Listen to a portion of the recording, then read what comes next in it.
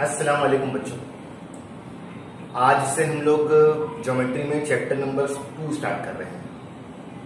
अगर आप अपनी टेक्स्ट बुक देखो तो चैप्टर नंबर 2 में ना 2 एक्सरसाइज है। उस 2 एक्सरसाइज में से 2.1 अपने को है, 2.1 करने का है, 2.1 के सारे सम करने के हैं। और अगर मैं 2.2 की बात करूं तो 2.2 पूरा ओमिट हो चुका है। अगर मैं गलत हूं, अगर आपको लगता है कि नहीं सर गलत बोल रहे हैं, ये पार्ट ओमिट नहीं है, तो आप मुझे करेक्ट कर सकते हो, कोई टेंशन नहीं है। आप मुझे मैसेज करो, सर देखो ये रेफरेंस मालूम पड़ा है कि ये चीज गलत है ना। हमको मिल के काम करना है। मैं कभी भी डोमिनेटिंग होना नहीं चाहता किसी के ऊपर। तो अगर आपको लगे ना कि सर बोल रहे हैं कि नहीं ये ओमिट है या ये ओमिट नहीं है, अगर आपको मेरी कही हुई चीज गलत लग रही है तो आप मुझे मैसेज करो, तो अपन उसको करेक्ट कर लेंगे। ठीक है, चलो। तो अच्छा हुआ ना, जो 2.1 2.2 मिलके एक चैप्टर बनाता था, अब खाली 2.1 ही है और आसान भी है। चलो देखो क्या करते हैं। 2.1 main question 1, identify with reason which of the following are Pythagorean triplet. सुने? अरे सुने कि नहीं सुने? इस पे ध्यान दो। पाइथागोरियन ट्रिपलेट, सही, पाइथागोरियन ट्रिपलेट। अब सुनो देखो कैसे। एक सम होने दो, दूसरा सम होने दो, तीसरा सम होने दो, आपको सब समझ में आ जाएगा। ठीक है, एग्जाम में क्वेश्चन आता है 1 मार्क के लिए, बहुत हुआ तो ये 2 मार्क के लिए आएगा। इस तरह से एक्सपेक्ट मत करो। देखो आप कैसे सॉल्व करोगे। सॉल्यूशन, इन 3 में से ना जो सबसे बड़ा है, इन 3 में से जो सबसे बड़ा है, तो 3 5 4, सबसे बड़ा 5, ठीक। जो सबसे बड़ा है उसका स्क्वायर निकाल लो और बोलो कि जो आई हुई वैल्यू है वो इक्वेशन नंबर 1 है। और आपको ये रोमन में ही शो करना है, रोमन में, ठीक है। फिर अगर ये 5 चला गया है तो 3 और 4 बचा। अब जो 2 बच गए ना, उनके स्क्वायर का एडिशन काउंट करो। अब जो 2 लोग बच गए हैं उनके स्क्वायर का एडिशन काउंट करो। 3 का स्क्वायर 9, 4 का स्क्वायर 16, 16 प्लस 9 कितना होता है 25, और ये इक्वेशन नंबर 2। सही। आपने क्या ऑब्जर्व किया? आप बोलोगे फ्रॉम 1 एंड 2 हमने ये ऑब्जर्व किया कि जो सबसे बड़ा है ना उसका स्क्वायर इज इक्वल टू है बाकी जो 2 बच जाते हैं उनके स्क्वायर के एडिशन को। सही। आपने क्या ऑब्जर्व किया? ये बहुत काम का है। आपने क्या ऑब्जर्व किया कि जो सबसे बड़ी वैल्यू है उसका स्क्वायर इक्वल टू है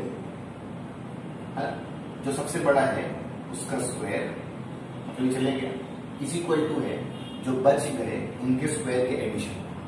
और अगर ऐसा होता हुआ दिखा, अगर इनमें इक्वल टू आया, therefore by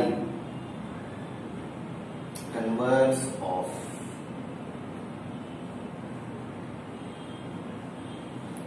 Pythagoras theorem, it is a Pythagorean triplet।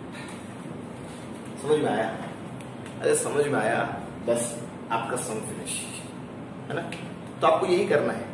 जैसे ही आपके कानों में खबर आई कि हाँ हमको पहचान करनी है कि ये दिए हुए लोग पाइथागोरियन ट्रिपलेट है या पाइथागोरियन ट्रिपलेट नहीं,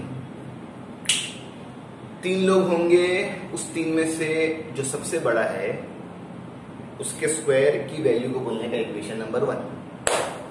सही। अब 3 में से अगर एक चला गया है बड़ा बोल के तो 2 बच गए ना, तो उस 2 के स्क्वायर का एडिशन निकालो, उस 2 के स्क्वायर का एडिशन निकालो, वैल्यू काउंट करो, उसको बोलने का इक्वेशन नंबर 2।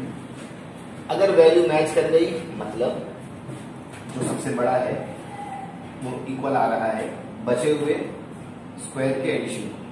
हाँ, ये बहुत जरूरी है, इसको मैंने जैसे रेड में शेड किया ना, वो बहुत जरूरी है।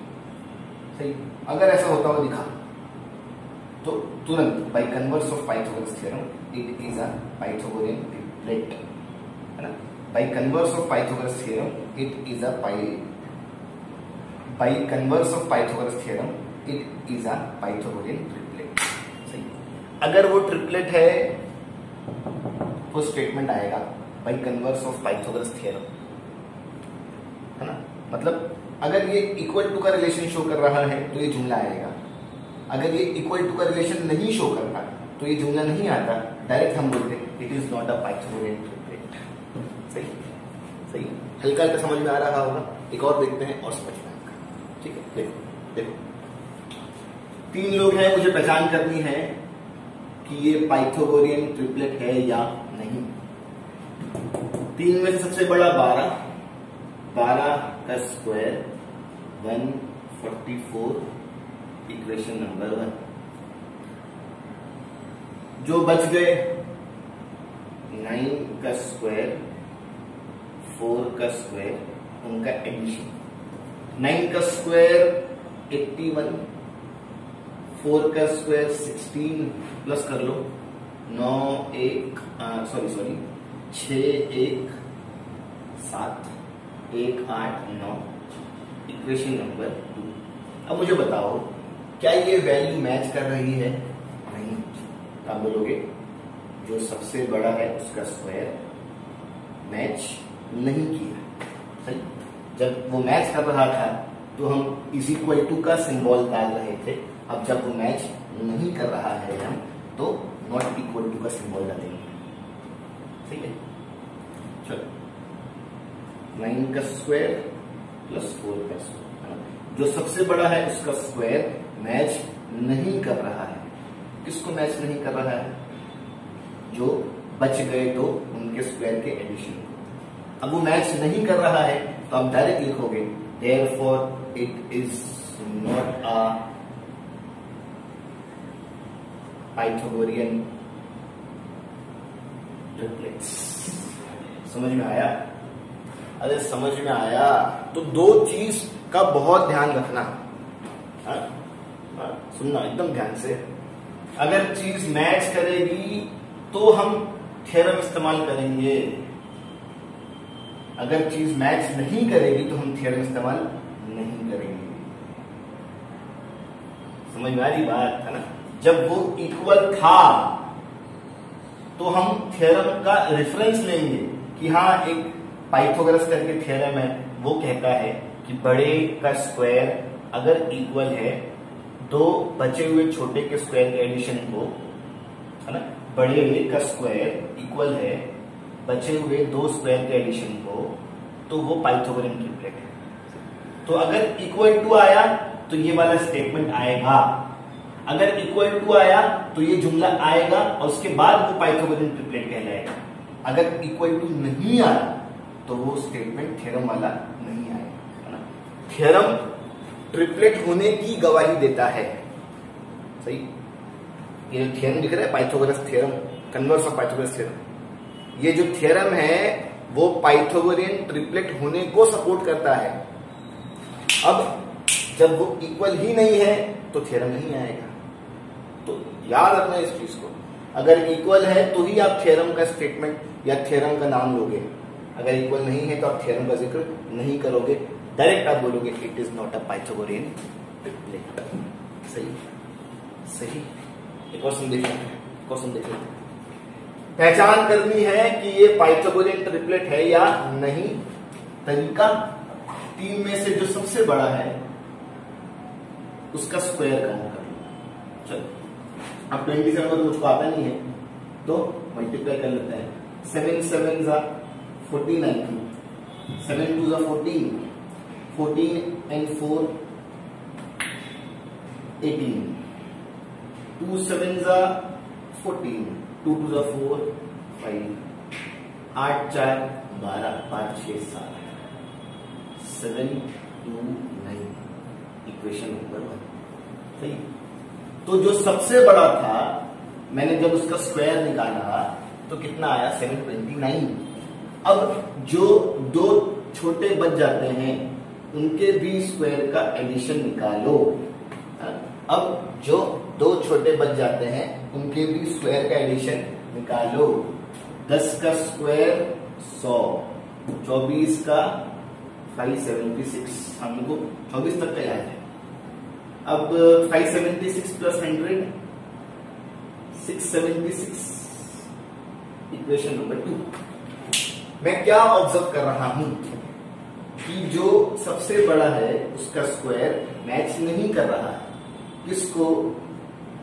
जो दो छोटे बन जाते हैं उनके स्क्वायर के एडिशन। सही। अब जब वो इक्वल है ही नहीं तो थ्योरम नहीं आएगा, डायरेक्ट आएगा therefore it is not a Pythagorean. समझ में आया? समझ में आया? ऐसे तो अगर मैं देखूं तो मेन क्वेश्चन 1 में पूरे 6 सब क्वेश्चन है, तो मैंने आपको 6 नहीं करवाया, कितना करवाया? 3। अब उम्मीद करता हूं कि जो बचे हुए 3 है वो तो आप खुद से कर ही सकते हैं। अगर आपको ओरली स्क्वायर निकालने नहीं आ रहा है तो मेहरबानी करके रफ में उसे काउंट कर लेना, डायरेक्ट के चक्कर में रॉन्ग मत हो जाना।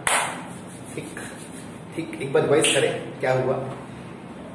हमने चैप्टर नंबर 2 शुरू किया है, उसमें 2.1 से स्टार्ट कर रहे हैं। पहला सम पहचान करनी है कि वो दिए हुए लोग पाइथागोरियन ट्रिपलेट है या नहीं, है ना। तरीका, 3 लोग होंगे, उसमें से जो सबसे बड़ा होगा उसका स्क्वायर की वैल्यू को बोलेंगे 1।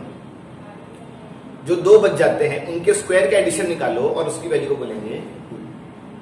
अगर पहला वाला दूसरे वाले से मैच किया, मतलब बड़े का square is equal to remaining 2 small के स्क्वायर के एडिशन को, है ना। अगर पहला वाला दूसरे वाले से मैच किया तो थ्योरम आएगा कि हाँ, by converse of Pythagoras theorem, by converse of Pythagoras, याद रखना, by converse of Pythagoras theorem it is a Pythagorean triplet.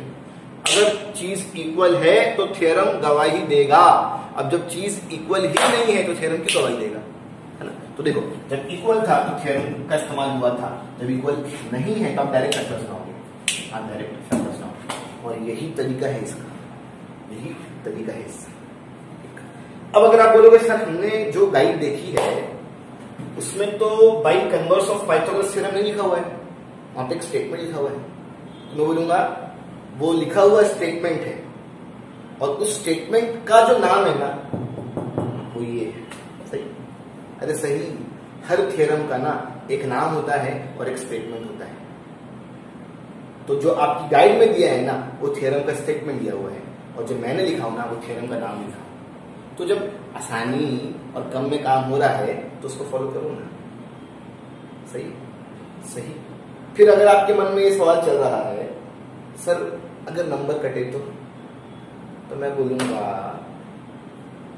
मैं ऐसा करूंगा क्या? मैं आज पहली बार पढ़ाना शुरू किया हूं, नहीं ना। तो पूरा विश्वास रखो, जैसा मैं करा रहा हूं मेरे नोट्स मेंटेन करो और उसी को फॉलो करो। अब हम और सम देखते हैं। अब जो मैं अगले 2 सम चुन रहा हूं ना वो बहुत आसान है, बहुत आसान है। मैं तो बोलता हूँ 10th के लेवल का नहीं। तो भी अब क्या करते हैं, पोर्शन में तो करना ही पड़ेगा। देखो, find the side and perimeter of a square. हमको साइड फाइंड करना है और पेरीमीटर फाइंड करना है किसका? स्क्वायर का। Whose diagonal is 10 centimetre. अब मेरी बात सुनो, देखो हाँ, ये आपका एक स्क्वायर हो गया, ठीक। स्क्वायर, क्या जानते हो आप स्क्वायर के बारे में?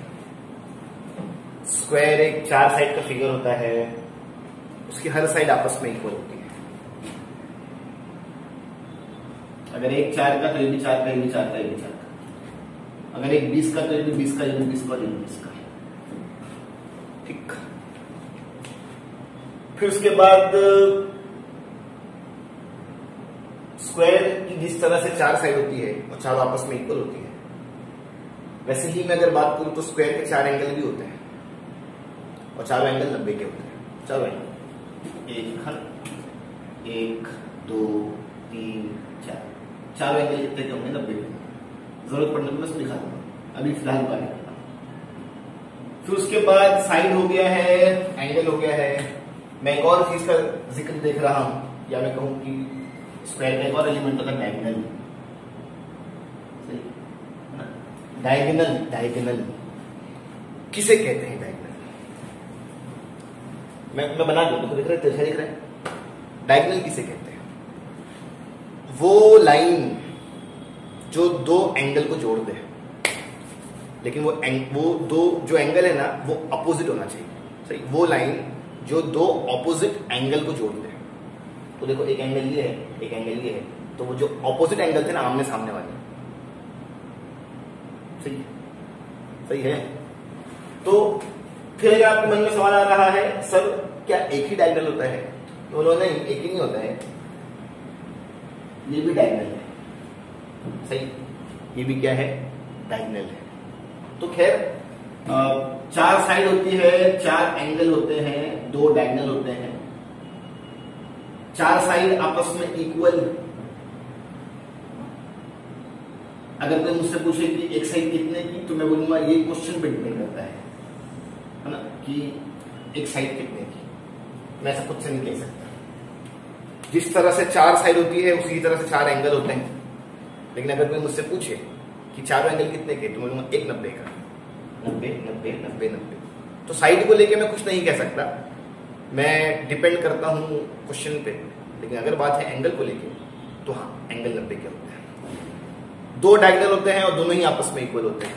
और अगर कोई मुझसे पूछे कि डायगोनल कितने का, तो बोलूंगा नहीं, डिपेंड करता है क्वेश्चन पे। चलो खैर, साइड चाहिए, पेरीमीटर भी चाहिए, और डायगोनल कितना है? 10। सही। तो जो क्वेश्चन कह रहा था, मैं हर चीज को समझ लिया डायग्राम के अंदर। अब मैं ऑब्जर्व कर रहा हूं कि ना तो क्वेश्चन ने डायग्राम दिया, ना तो क्वेश्चन ने नाम दिया। सही, डायग्राम तो मैंने बनाया है। डायग्राम के अलावा क्या क्वेश्चन ने नाम दिया? ना तो क्वेश्चन ने डायग्राम दिया, ना तो क्वेश्चन ने नाम दिया। तो ऐसे केस में हम अजम्पशन करते हैं। A B C D, A B C और ये डी। और भी कुछ अज्यूम कर लूं क्या? तब बस let quadrilateral A B C D be our required square. सुने, मैं कह रहा हूं ये जो एबीसीडी बन के तैयार है, यही वो स्क्वायर है जिसकी यहां पे बात हो रही है। अब और क्या कह दूं, और क्या कह दूं? क्या मैं साइड को अज्यूम कर लूं? साइड तो फाइंड करनी है। और डायगोनल को देख लेते हैं। डायगोनल 10 दिया है। AC be the diagonal, ठीक। सही, मैं बोल रहा हूं कि ABCD नाम का एक स्क्वायर है और उस स्क्वायर का एक डायगोनल है। क्या मैं AC जानता हूं? हाँ, 10 सेंटीमीटर। सही। और क्या अज्यूम कर लिया जाए? बस, है ना? और क्या अज्यूम कर लिया जाए? अगर आप बोलोगे सर साइड को अज्यूम कर लो, तो साइड तो चार चार है। एबीसीडी अगर पढ़ा ना मैंने, ए बी सी डी, तो उसमें साइड कवर हो जाती है। A C B C C D A D, ठीक है। डायगोनल को इसलिए पढ़ लिया या इसलिए मैंने अज्यूम कर लिया क्योंकि डायगोनल की वैल्यू दिया हुआ था, तो मुझे AC 10 दिखाना था, इसलिए मैं इसको अज्यूम कर लिया। तो इतना अजम्पशन सफिशिएंट है, ठीक है। अब देखो मैं क्या करूंगा, एकदम ध्यान से, एकदम कान खोल के सुनो। देखो मैं क्या करूंगा, जो मुझको साइड फाइंड करनी है, मतलब मुझको ये फाइंड करना है, ये फाइंड करना है, ये फाइंड करना है और ये फाइंड करना है। तो जैसे ही मैंने सुना कि मुझको साइड फाइंड करना है तो मैं अपने आप को समझा रहा हूं कि हाँ साइड फाइंड करना मतलब 1 2 3 4। अब और सुनो और सुनो, इसकी एक प्रॉपर्टी है ना, स्क्वायर की एक प्रॉपर्टी है ना, जितने की एक साइड उतने की सारी साइड। तो मैं क्या करूंगा, मैं बोलूंगा कि एक साइड एक्स की, let the side of square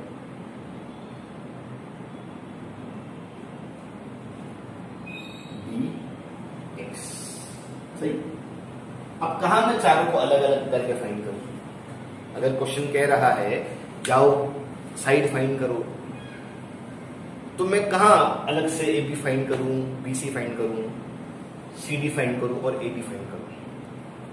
ठीक, मैं जानता हूं क्या चारों इक्वल है। अब कहां मैं अलग अलग चारों को फाइंड करूं? इससे अच्छा मैं बोला कि साइड फाइंड करना है साइड एक्स, साइड फाइंड करना है साइड एक्स। अब मैं एक्स को फाइंड करूंगा, वही एक्स सबके लिए होगा, ए बी के लिए भी होगा, बीसी के लिए भी होगा, सीडी के लिए होगा और एडी के लिए भी होगा। अरे सुन रहे हो? समझ में आया मैंने क्यों साइड को एक्स बोला? स्क्वायर के पद क्वेश्चन क्या कहता है, फाइंड द साइड। 4 साइड है। अब अगर मैं ए भी दूं तो कोई बोलेगा सर बीसी भी दो, सीडी भी दो, एडी भी दो। तो कहां मैं 4 लोग को लेके आऊं? मैंने क्या किया, मैं सोचा कि हाँ चारों तो एक ही जैसे हैं, तो एक काम करते हैं, ये चारों को एक कॉमन वैल्यू दे देते हैं एक्स। एक्स को ढूंढ लूंगा, मान के चलो एक्स 30 आया, तो इसका भी होगा, वो इसका भी होगा, वो इसका भी होगा और इसका भी होगा। समझ में आ रहा है? Let the side of square be x. ये भी एक्स का है, ये भी एक्स का है, ये भी एक्स का है, ये भी एक्स का है। एक बार एक्स मिलने दो, वो हर एक का होगा। ठीक, ठीक है। अब कैसे? जिस साइड को फाइंड करना था उसको मैंने x मान तो लिया, लेकिन अब आगे काम कैसे करूंगा? सुनना एकदम आसान है यार, एकदम आसान है। सुनना, देखो मैं क्या करूंगा, मैं ए बी सी मैं इनको ट्रायंगल चुन लूंगा और इस ट्रायंगल में मैं पाइथागोरस थ्योरम यूज कर लूंगा। पाइथागोरस आता है आपको, 8वीं में भी था, 9वीं में भी था, 10वीं में भी है। मैं एक ट्रायंगल चुन लिया, मैं उसके अंदर पाइथागोरस यूज कर लूंगा। पाइथागोरस से एक फॉर्मूला आएगा और उस फॉर्मूले में मुझे x दिख रहा होगा। मैं x के लिए काम करके मैं x को फाइंड कर लूंगा। जैसे ही x मिलेगा ना, मुझे मेरी साइड मिल जाएगी, पहले के लिए काम हो जाएगा। और बात रही पेरीमीटर, उसके लिए तो फॉर्मूला है। समझ में आ रहा है? अरे समझ में आ रहा है? तो मेरी सोच ये है कि अब मैं एक ट्रायंगल चुन लेता हूं और उसमें पाइथागोरस थ्योरम यूज कर लूंगा। पाइथागोरस थ्योरम से एक फॉर्मूला आएगा, hypotenuse square is equal to one side square plus other side square. ठीक, तो पाइथागोरस थ्योरम से एक फॉर्मूला आएगा, फॉर्मूला में वैल्यू पुट करूंगा, x दिख रहा होगा, उस x के लिए काम करके x को ढूंढ लूंगा। जैसे ही x आया, मेरा पहला काम हो जाएगा और मैं फिर अपने दूसरे काम की तरफ बढ़ूंगा। ठीक है, चलो पाइथागोरस। अगर मुझे पाइथागोरस यूज करना है तो उसके लिए जरूरी क्या है? उसके लिए जरूरी है कि मेरे पास एक ट्रायंगल हो, इन ट्रायंगल ए बी सी। क्या सिर्फ ट्रायंगल चुनने से मैं पाइथागोरस यूज कर सकता हूं? नहीं, उसमें जरूरी ये है कि उसमें एक एंगल 90 का हो। और अगर मैं मुझसे पूछे कहां लिखा हुआ है कि बी 90 है, तो मैं बोलूंगा बी इसलिए 90 है क्योंकि वो एंगल ऑफ स्क्वायर है। ये स्क्वायर था ना, और स्क्वायर के हर एंगल कितने के? 90 के। तो आप देखो, अगर आप कोई थ्योरम यूज कर रहे हो ना, तो आपको उसकी शर्त पूरी करनी होती है। जैसे अगर आप बीपीटी यूज कर रहे हो तो एक ट्रायंगल होना चाहिए और उसमें लाइन पैरेलल होना चाहिए, तब जाके आप बीपीटी यूज कर सकते हो। अगर आप theorem on areas of similar triangle use कर रहे हो तो पहले से ही 2 ट्रायंगल सिमिलर होना चाहिए। अगर ट्रायंगल सिमिलर नहीं है तो आप थ्योरम इस्तेमाल नहीं कर सकते हो। सेम वैसे ही पाइथागोरस की भी शर्त है।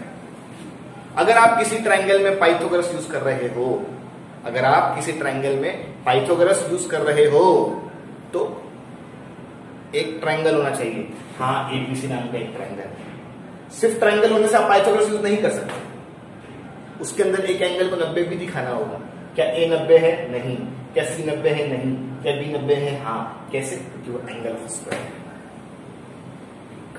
तो अगर मैं आगे चल के पूछूं आपसे पाइथागोरस को इस्तेमाल करने की क्या शर्त है, तो आप बोलोगे एक ट्रायंगल होना चाहिए और उसमें एक एंगल 90 का होना चाहिए। क्या बोलोगे? एक ट्रायंगल होना चाहिए, उसमें एक एंगल 90 का होना चाहिए। अब हाँ, एक ट्रायंगल है, उसमें एक एंगल 90 का है, देयरफॉर बाई पाइथागोरस थ्योरम। क्या बोलता है पाइथागोरस थ्योरम? बताओ जरा। अरे बताओ। Hypotenuse square is equal to side 1 square plus side 2 square, है ना। ये आप लोग के ऊपर ऑप्शन है, ये चाहो तो लिखो, चाहो तो ना लिखो। मैं इसलिए लिख दिया कि कुछ जो कमजोर किस्म के बच्चे हैं उनको शायद फॉर्मूला नहीं आता होगा, तो वो अब याद कर सकते हैं। मैं पाइथागोरस इस्तेमाल कर रहा हूं, मैंने पाइथागोरस की शर्त पूरी कर दिया और ये रहा पाइथागोरस का फॉर्मूला। चलो, हाइपोटेन्यूज चाहिए, है ना। इस एबीसी नाम के ट्रायंगल का हाइपोटेन्यूज चाहिए, 90 के सामने वाला हाइपोटेन्यूज, है ना। किसी राइट एंगल ट्रायंगल में हाइपोटेन्यूज की क्या पहचान है? 90 के सामने वाला हाइपोटेन्यूज। अब अगर ये चला गया तो ये 2 बच गया। अब कोई भी साइड 1 हो जाओ, कोई भी साइड 2 हो जाओ, फर्क नहीं पड़ता। सुने, है ना। हाइपोटेन्यूज की पहचान है 90 के सामने वाला हाइपोटेन्यूज। अब जब हाइपोटेन्यूज चला गया तो ये 2 बच गया है ना, तो कोई भी साइड 1 हो जाओ, कोई भी साइड 2 हो जाओ, फर्क नहीं पड़ता। कोई भी साइड 1 हो जाओ, कोई भी साइड 2 हो जाओ, फर्क नहीं पड़ता। ठीक, सॉल्व करते रहो। क्या मैं इसी जानता हूं? हाँ, 10 का स्क्वायर। क्या मैं ए भी जानता हूं? एक्स। क्या मैं इसी जानता हूं? ठीक। अबे ठीक, ए बी एक्स और ऊपर स्क्वायर पहले से था, बी सी एक्स और ऊपर स्क्वायर पहले से था। सॉल्व करते रहो। 10 का स्क्वायर 100। एक बार एक्स स्क्वायर, एक और बार एक्स स्क्वायर, 2 बार एक्स स्क्वायर। ठीक, एक बार एक्स स्क्वायर, एक और बार एक्स स्क्वायर, 2 बार एक्स स्क्वायर। इन सब में से मुझे एक्स चाहिए तो एक्स अकेला होना चाहिए। इन सब में से मुझे एक्स चाहिए तो एक्स अकेला होना चाहिए। मल्टीप्लाई वाला डिवाइड, 2 1 जा 2 50 जा। मैं स्क्वायर यहां भेज दूं तो वो रूट बन जाएगा। ऐसे होता है ना, स्क्वायर शीट का तो रूट बन गया। अब इसको सीधा कर दो, दैट इज 50 का रूट काउंट कर लो। 2 2 जा 4, 2 5 जा 10, 5 5 जा 5 1 जा। जोड़ी बनी, बाहर जोड़ी नहीं बनी, अंदर। तो जिस साइड को मैं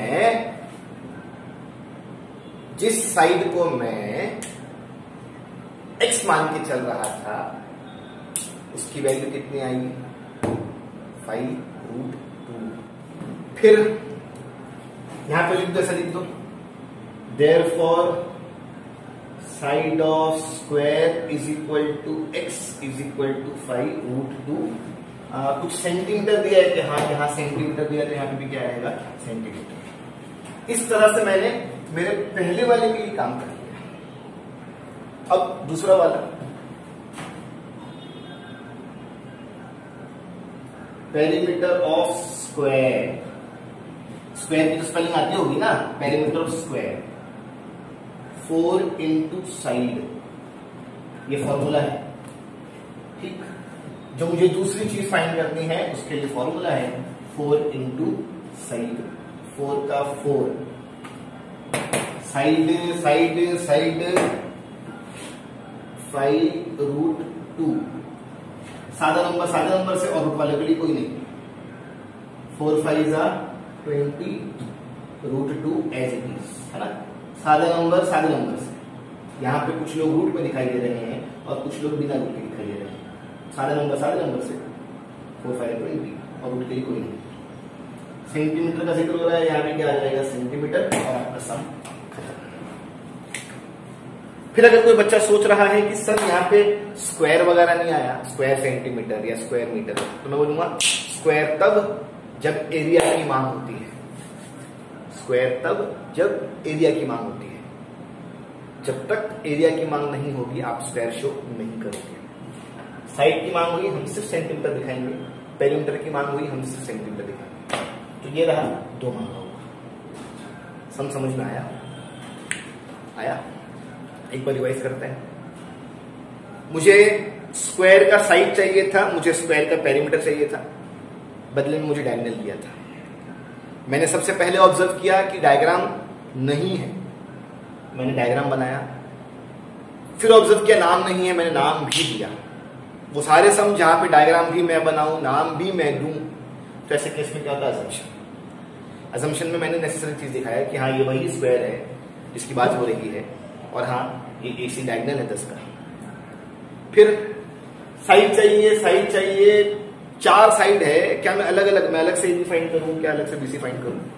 नहीं, एक काम करते हैं, कम काम के लिए मैं बोलता हूं जिस साइड को मांगा जा रहा है वो X, तो वो X इसका भी हो जाएगा, इसका भी हो जाएगा, इसका भी हो जाएगा, इसका भी हो जाएगा।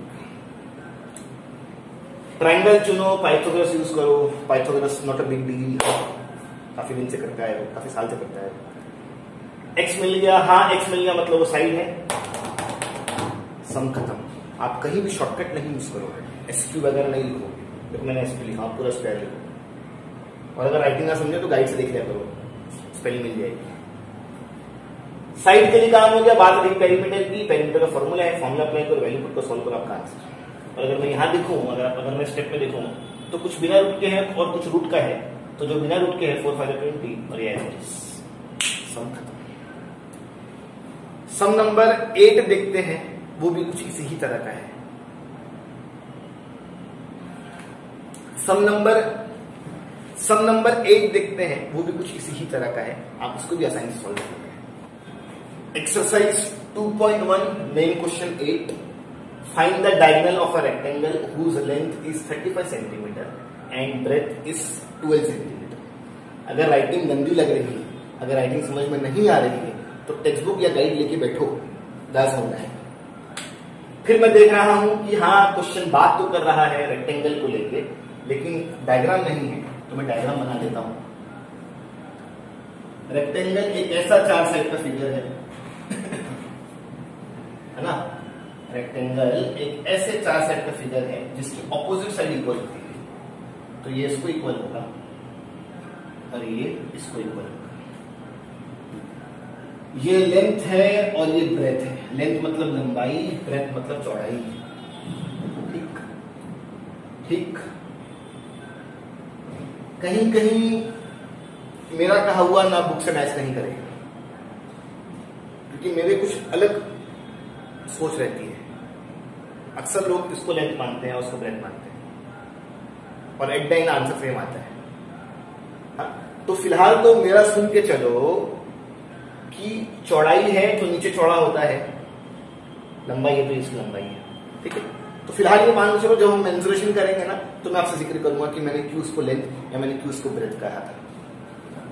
तो रेक्टेंगल उसकी ऑपोजिट साइड इक्वल होती है, उसमें से भी ये लेंथ कहलाता है और ये ब्रेथ कहलाता है। फिर और जिस तरह से स्क्वायर के हर एंगल 90 के होते हैं, वैसे ही इसके भी हर एंगल 90 के होते हैं, मैं जरूरत पड़ने पर दिखाऊंगा। खैर सम पे आते हैं। Find the diagonal of a square whose length is 35 centimetre. तो ये 35 सेंटीमीटर है और ब्रेथ कितना है, 12 सेंटीमीटर है। अगर ऐसा हो रहा है तो ये जो डायगोनल है ना, जो मैंने बनाया अभी रेडी में, उसको फाइंड करो। अगर आपको मेरा पिछला सम याद है तो वहां पे मुझको डायगोनल दे के साइड मांगा जा रहा था और पेरीमीटर मांगा जा रहा था।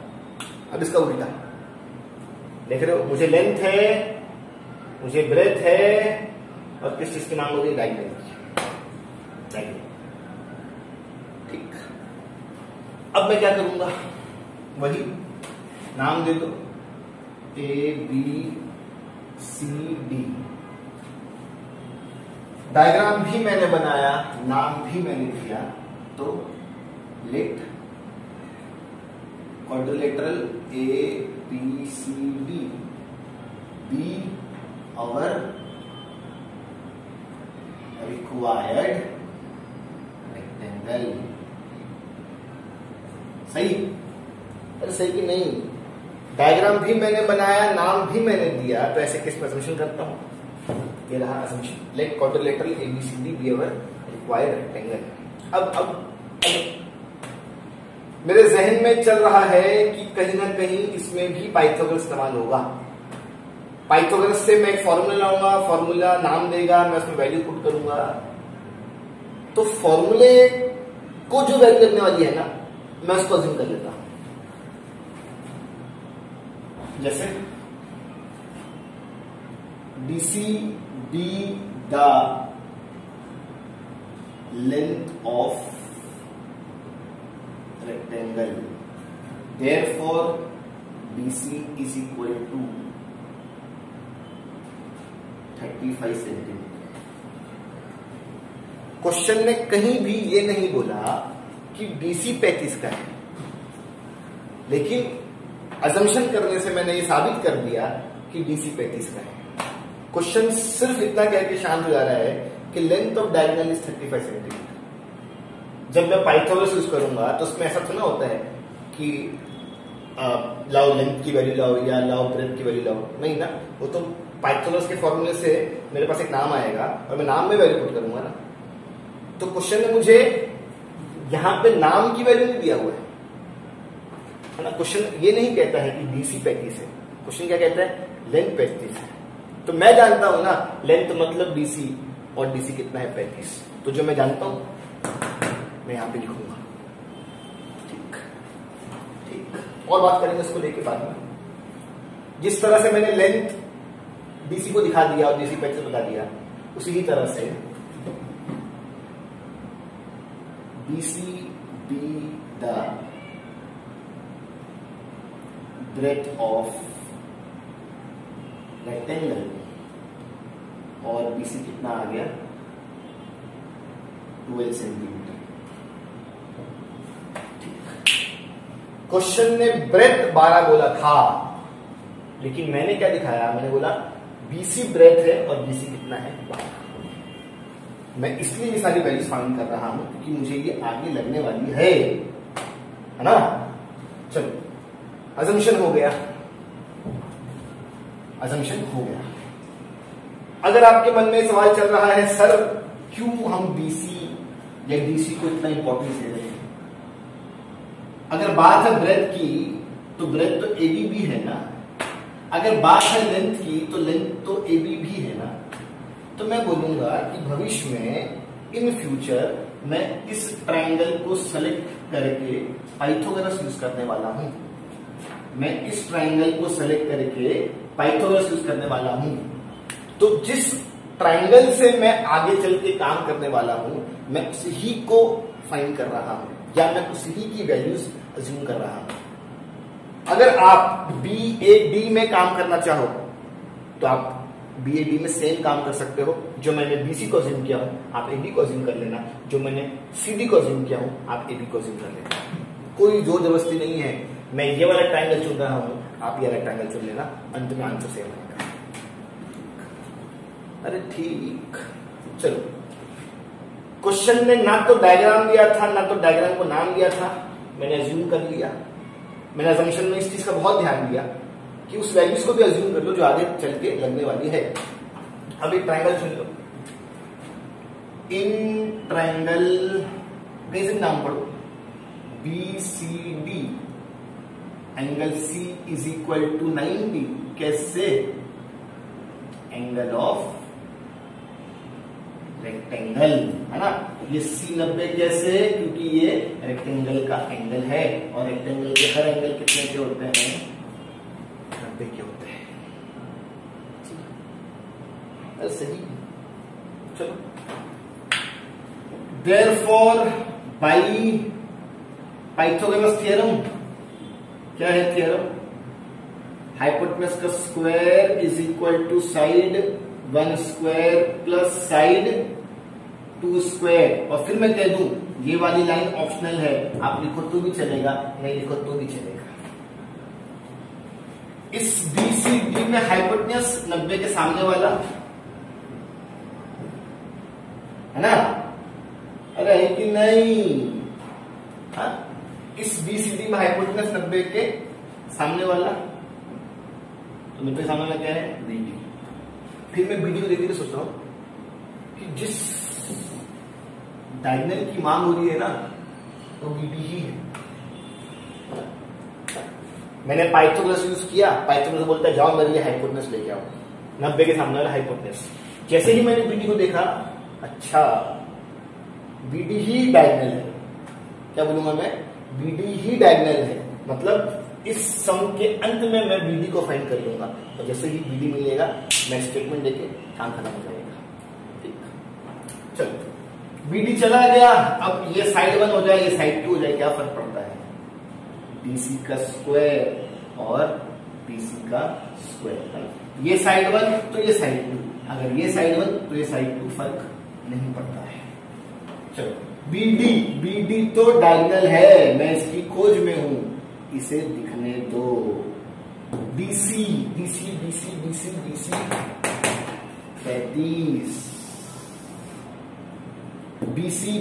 BC 12, समझ में आ रहा है? अरे समझ में आ रहा है। फिर अगर कोई बच्चा ये सोच रहा था ना, सर क्यों DC को अज्यूम करिए, देखो अगर मैं DC अज्यूम नहीं करता तो क्या मैं यहाँ पे 35 दिखा पाता? नहीं, है ना? क्वेश्चन ने कहीं भी नहीं बोला कि DC 35 है, वो तो मैं अज्यूम करूंगा DC 35 है। तो ये जरूरी है, मैंने अजम्पशन के जरिए से उन सब को ढूंढ के रखा हूं जो आगे चल के यूज करने वाला है या यूज होने वाला है। बस सॉल्व करते चलो। BD तो डायगोनल है, मैं इसकी खोज में हूं, इसे दिखने दो। 35 का स्क्वायर आता नहीं है तो मल्टीप्लाई कर लो, शर्माने का नहीं। 5 5 25, 5 3 15, 16 17, फिर 3 5 15, 3 3 9, 7 5 12, 1 2 2 5, और 12 का तो आपको आता ही होगा 144। BD तो डायगोनल है, मैं डायगोनल की खोज में हूं, BD को दिखने दो।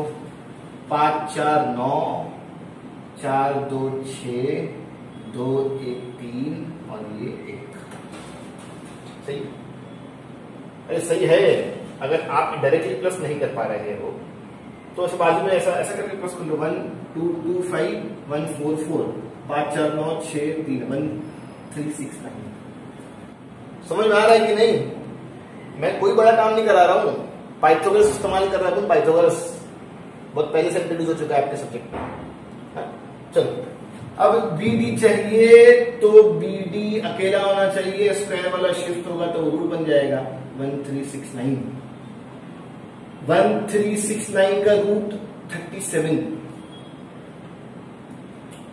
सही?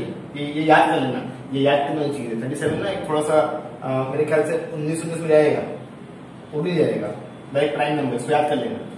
1369 का रूट 37। क्वेश्चन में सेंटीमीटर था, अभी क्या जाएगा? सेंटीमीटर, और ये आपका मांगा हुआ। ठीक, अरे ठीक। फिर मैं सोच रहा हूं क्या BD पे ही एंड कर दूं? क्या लोगों को BD पे ही एंड कर दूं क्या? तो मन में ख्याल आता है नहीं, ये तो पूरा स्टेटमेंट में है ना, पूरा जुमला लिखा हुआ है ना, तो जुमले वाले जो सवाल होते हैं उसको हम एंड कैसे करते हैं? जुमले से। Therefore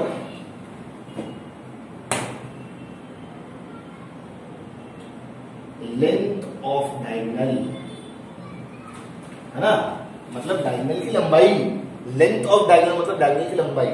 Therefore length of diagonal is 37 centimetre, और ये आपका सम खत्म। जिस तरह से आपका सम नंबर 4 था ना, ये 4 मैंने इससे पहले 4 करवाया था, है ना, जिस तरह से आपका सम नंबर 4 था, सेम उसी तरह से आपका सम नंबर 8 है। सेम बस फर्क कितना हुआ कि वहां पर स्क्वायर था और यहाँ पे रेक्टेंगल है, बाकी काम एक ही होता है। डायग्राम बना लोगे, अजम्पशन कर लोगे, एक ट्रायंगल चुन के पाइथागोरस यूज करना, आया वो आपका आंसर।